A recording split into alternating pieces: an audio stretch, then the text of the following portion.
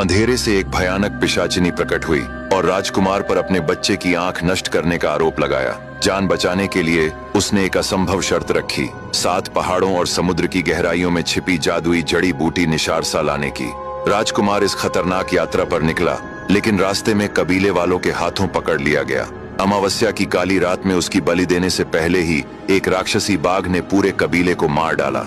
राजकुमार बच गया, लेकिन खतरनाक जंगल में पिंजरे में कैद रहा। और दूसरी रात राजकुमार ने एक विचित्र योद्धा को आते हुए देखा। उसने उसे पुकारा। वह योद्धा आधा भेड़िया और आधा मनुष्य के रूप में था। वह राजकुमार के पास आया। राजकुमार ने उसे अपनी सारी व्यथा सुनाई। योद्धा ने उसे पिंजरे से बाहर निकाला और कहा, भाई, तुम्हारी कथा तो बड़ी विचित्र है। मैं पास के राज्य की उत्तर दिशा का रक्षक हूँ। मैं तुम्हारी सहायता करूंगा। यदि तुम पैदल समुद्र लोक जाओगे तो 60 वर्ष लग जाएंगे। इस तरह तुम्हारी पूरी जिंदगी ही बीत जाएगी। लेकिन एक उपाय है, तुम मेरे राज्य चलो। हमारे राज्य में साल में एक बार एक प्रतियोगिता होती है। इस प्रतियोगिता में दूर दूर से सरदार, राजा, वीर योद्धा, राजकुमार और महारानियां एकत्र होती हैं। समुद्र लोक के पास की रानी रूपलेखा भी आती है, जो अपनी सुंदरता के लिए विख्यात है। यदि तुम्हारी किस्मत अच्छी रही और महारानी तुम्हें अपने साथ ले जाना चाहे तो तुम कुछ ही महीनों में वहां पहुंच जाओगे। राजकुमार उसके साथ एक विशाल भेड़िए पर सवार होकर चल दिया।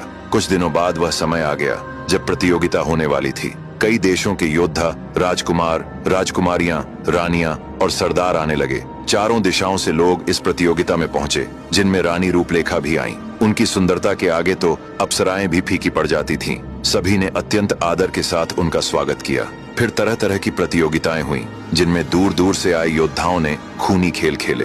प्रतियोगिता समाप्त होते ही उस योद्धा ने राजकुमार का रानी रूपलेखा से भेंट कराया और उसके बारे में सब कुछ बताया। रानी एक पल के लिए चुप रहीं, फिर न जाने क्यों उन्होंने कहा, ठीक है, मैं तुम्हें अपने साथ ले चलूंगी, लेकिन वहां किसी जीवित इंसान को ले जाना आसान नहीं है। रास्ता बहुत ही खतरनाक है।